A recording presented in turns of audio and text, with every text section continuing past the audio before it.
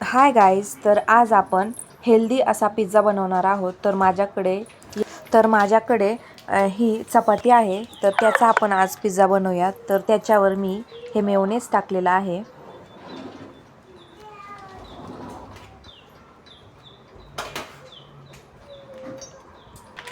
आणि मग आता याच्यावर हा पिझ्झा सॉस टाकलेला आहे.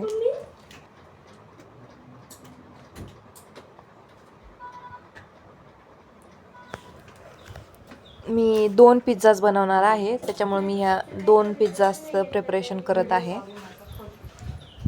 आता हे आपण छानपणे स्प्रेड करून घेऊया.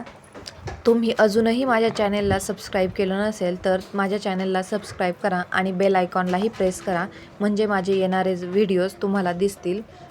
तर हे पहा, मी पहिल्या चपातीला पूर्णपणे पिझ्झा सॉस आणि मेयोनेज स्प्रेड करून घेतलेला आहे. आता ही मी दुसरी चपाती रेडी करत आहे.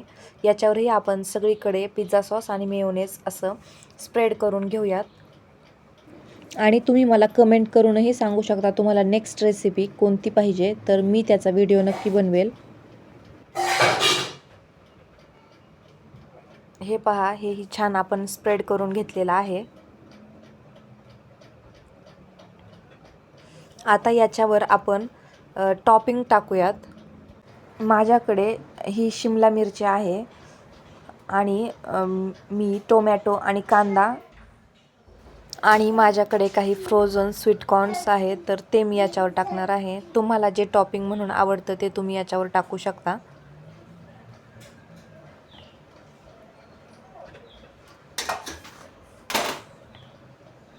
चला तर मग आपण सर्व हे दोन्हीही पिझ्झाज आपण रेडी करून घेऊया.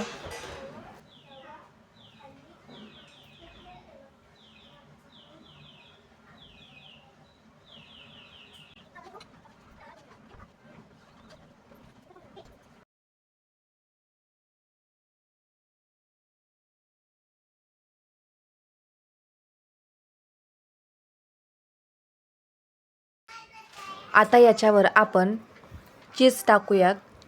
मग याला आपण प्रीहीटेड ओव्हनमध्ये, म्हणजेच 180 डिग्रीवर 10 मिनटासाठी मी त्याला प्रीहीट केलं होतं. त्याच्यामध्ये आपण बेक करणार आहोत. 180 डिग्रीवर मी 30 मिनटासाठी किंवा 25 मिनटासाठी ठेवणार आहे, म्हणजे आपला बेस हा पूर्ण क्रिस्पी बनेल. तर हे बघा, असा आपला पिझ्झा तयार झालेला आहे. याचा बेस खूप छान असा कडक झालेला आहे, तर खातानाही खूपच छान लागतो. मग मी हा पिझ्झा माझ्या मुलाला दिलेला आहे खायला, तर त्याची प्रतिक्रिया तुम्ही ऐका. श्री, भाजी चपाती देऊ का खायला? मग काय खायचं? पिझ्झा देऊ खायला? धर, खाऊन सांग बरं मला कसा झालाय.